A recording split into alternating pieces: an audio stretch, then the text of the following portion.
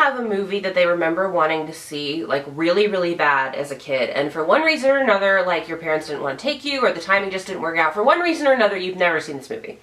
And then you see it as an adult, and you're like, whew, that would have been a waste of my time. Hi friends, welcome back to my channel and my ongoing quest to review every single movie Robin Williams ever made. This week, I am looking at the 2006 animated film, Everyone's Hero. So this is Robin's third out of 6 films that he had come out in 2006. Everyone's Hero has 3 directors, Colin Brady, who was mostly an animation supervisor who worked on Toy Story and some other films at the time. Christopher Reeve, this was the last thing he would work on before his death in 2004.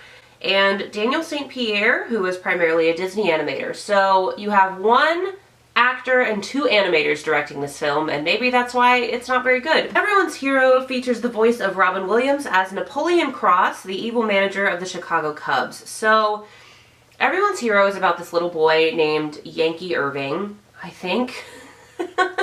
I just watched this like 2 seconds ago, I barely remember. During the Great Depression, and his dad works at Yankee Stadium as a janitor, and this guy who manages the Chicago Cubs and his pitcher come up with a plan to steal Babe Ruth's bat so that the Yankees will lose to the Cubs in the World Series, and that causes Yankee Irving's dad to lose his job because he was the one on shift when the bat got stolen. So Yankee Irving makes it his quest to him and this fucking talking baseball, that's never explained, that he finds in a sandlot, go on this quest to stop the pitcher and get Babe Ruth's bat back and return it to him and save his dad's job. So that's who Robin Williams is. He is uncredited for this part. He insisted that he be uncredited out of respect and honor for his friend Christopher Reeve, which is, that's a little confusing to me. Like, I understand him wanting to be uncredited so that people don't go see the movie just because of him, but if you're doing something in honor of your friend, like, wouldn't you want people to know that you worked on this thing with your friend?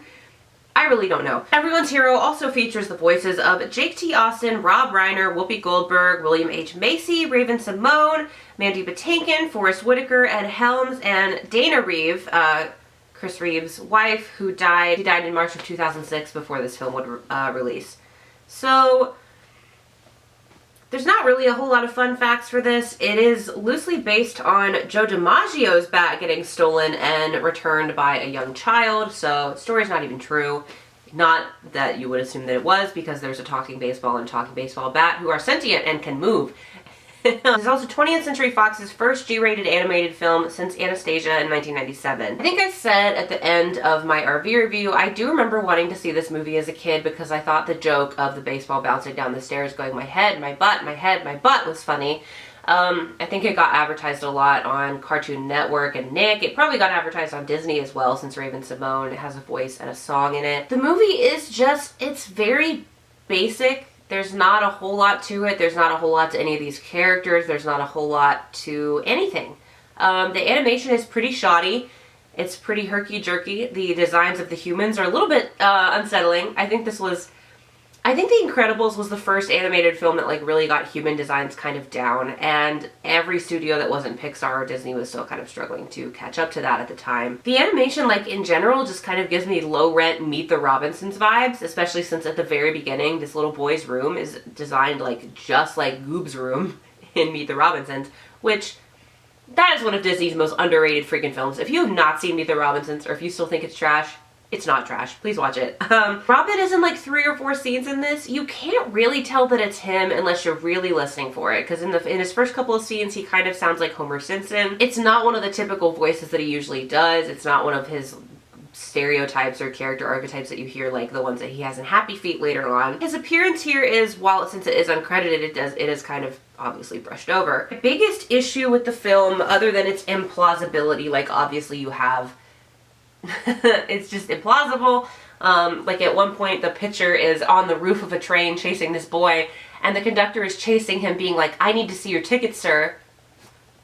He's on the roof! Like, what do you mean? It also falls for the kids' films trap. I mean, it is a kids' film, and it's very much for kids, so it's hard to flaw something that is very much made for young children just to enjoy, but this pitcher who is trying to steal the bat gets hit by a full-on train, smacked by a train sign. Like, there are multiple times in this movie where that man should be dead. and he's not. It gets to a point where the jokes made by the baseball just stop being really funny. Robin's character wheezes and coughs a lot randomly. That's never explained. But the biggest issue I have, other than the movie just being kind of generic and boring, is the soundtrack is awful. And it's very misplaced. So the movie takes place during the Great Depression, and I feel like you would want to have something that at least resembles period era music, but no. You have pop song after pop song by all these famous artists, and each song is very baseball themed. Like Raven-Symoné's song is Keep Your Eye on the Ball, and another song is like For the Love of the Ball. All the songs are about baseball. They're all shoehorned in there.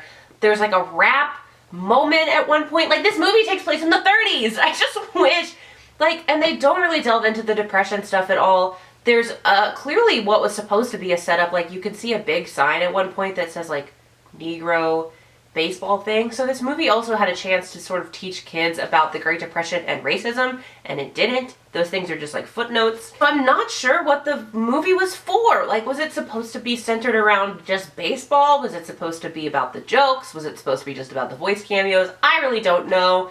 I think if I had seen this as a kid, my brain didn't realize that I didn't like movies that I saw until I was like in middle school. So if I had seen this as a kid, I would have been disappointed by it and would have just been like, yeah, that was fine. And it's fun. It's fine if you're a very small child. It's a really boring, kind of shit-ass way to pass the time if you're an adult.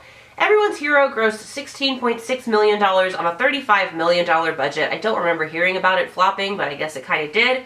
It generally received mixed reviews.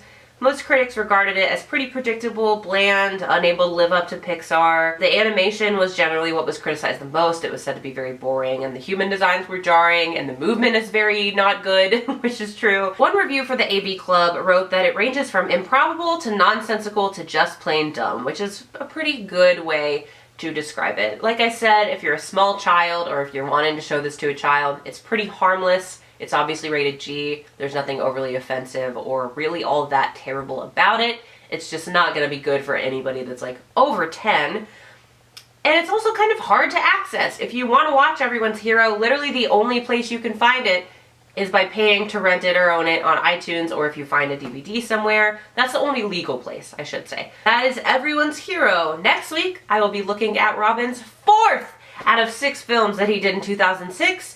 The Comedy Man of the Year is his 3rd collaboration with Barry Levinson, who also directed Good Morning Vietnam and Toys. So we'll see how that turns out. I haven't heard very good things. I shouldn't just say play ball, because that's gross, but like, ugh. Ugh. I need to take these eyelashes off.